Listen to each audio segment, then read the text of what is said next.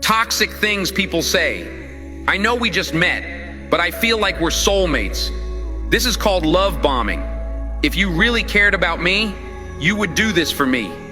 This is called an ultimatum. Something is wrong with you. You need help.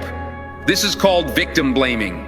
Why are you even here if you think I'm so terrible then? This is called gaslighting. You're not capable of understanding this. This is called patronizing. I never asked you to do that. This is called non-recognition. I'm sorry you feel that way. This is called faupology. I'm a good person. This is called deflecting criticism. Stop overreacting. This is called minimizing. You made me do this.